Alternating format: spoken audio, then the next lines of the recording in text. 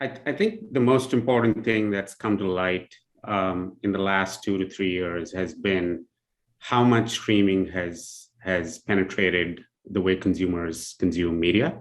And that's really raised the decibel level around the need for cross-media measurement. I think that's really important. We've always had, cross-platform, cross-media be a discussion point for a very long time, but the consumer behavior has caught up to a level where it's no longer tenable to operate in a world of silos. And so this is our mission in the most fundamental way. And Utopia looks like buyers, sellers, and everyone in between like us operating truly in a cross-media way, where it's no longer a discussion by platform or media vehicle. We're talking about audiences first, and then about which channel or which platform and how to reach them. That's what good looks like. It creates a level of efficiency and simplicity in the ecosystem that consumers deserve, and it represents the way consumption happens today. All right, terrific. Now, what are the risks associated with our current highly fragmented environment? I mean, digital has been dealing with this for a long time. It's slowly correcting itself on the digital side, but on the TV side, what's the downside? Yeah, I think the key here is to lay out a couple of principles. We call them, coverage, comparability, and resiliency. And frankly, we believe anybody in the space of measuring audiences or measuring impact, the need for coverage and having a relentless focus on coverage is really important. The second is comparability, which is understanding the interplay is super important. So fragmentation doesn't help that. And people approaching things individually does not help that. It creates actually more opaqueness and chaos. And that just does not help the industry move forward.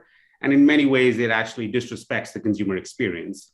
And resiliency is all about doing all of this, whether you're targeting, whether you're measuring, doing all of this in a way that respects consumer privacy. And so building systems that can actually be resilient for the future, managing privacy becomes really important. I think if these three principles are not what underlie everything that we do, it creates opaqueness. And the question always is, the best way to think about this is, if you're a buyer of advertising, you're sitting across the table, how can anyone reasonably process having 20 different discussions about 20 different techniques and 20 different analytics and 20 different measurement approaches? It's just not scalable, and it slows things down, and it increases the cost of operating for everyone. Things will get more expensive for the industry at large when there is so much fragmentation, because simplicity is expensive. Simplicity kills expensive increases. And so I think that's the way we want to think about it. All right, terrific. Now, your big area of investment around this is the Nielsen One platform. This has been in process for a long time. Could you share an update? You're in alpha now with some partners, including Disney. Just remind the audience, what is Nielsen One and how's it coming along? Yeah, so Nielsen One is the biggest initiative in the company. It is in direct response to what the industry has been asking for, buyers and sellers, for a long time. And so we made a commitment to the industry that we would launch a fully built out parallel process that fundamentally creates deduplicated reach and frequency cross media for ads and content. So that the fully blown out system launches at the end of this year. So this is a very important year for us. And it runs through a parallel period for a couple of years going into 2024. That is what the overall program is. There are many components to getting there. And so we have been on track delivering each of these components. So for instance, building the identity backbone required to support all of this, bringing in big data for all forms of linear measurement, so that you can create comparable metrics as you build things out. That's on track for early this year. Alpha was a direct response to a question that so many people had, which is, what is Nielsen One? Will it ever be ready? What does it look like? How should I interact with a cross-media capability? And so Alpha is the first version. That's why it's called Alpha, is to lay it out there in an actual application with live data flowing in across all four screens, so that people can touch, feel, and start to engage with what cross-media actually looks like. So that's what Alpha is about. It's the first version towards building to the grand vision that we've laid out, which we believe is so important for the industry. Okay, great. And briefly, there was this big story about MRC and Nielsen this past fall. Could you give an update on what's going on there? Yeah. So the first thing to point out is just a reminder.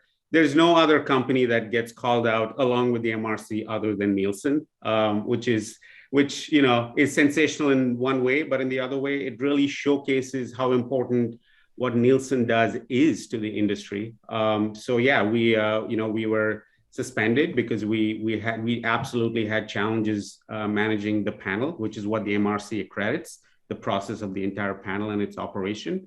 And so we're making tremendous progress on all of the punch list items towards getting reaccredited. And we're making tremendous progress. We are very clear with what the feedback from the MRC and the MRC TV committee is.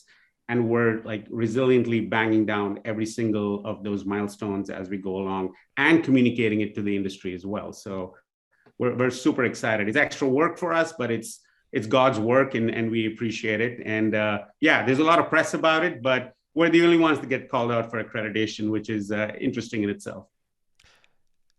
Great. Now, we were supposed to be in Las Vegas having this interview, but obviously we're both in our own homes. Even though we're not at CES, innovation is very much and always on everyone's mind in this industry. For 2022, where do you see innovation happening, either in the measurement space or in the industry at large? And what's exciting to you right now? Yeah, I mean, I think for all of the talk that has happened on cross media for probably a decade, 2022 is the landmark year for that. And we've come out pretty strongly. That was why the Alpha launch and then the rest of the milestones for this year become really important, because I think if we get going as an industry and improve from there, the conversation can stop and people can start to use and get comfortable towards this future that we're talking about. This is about convergence, consumer convergence and consumption. Enough with the talk. Now it's really time, including for us, to put it out there.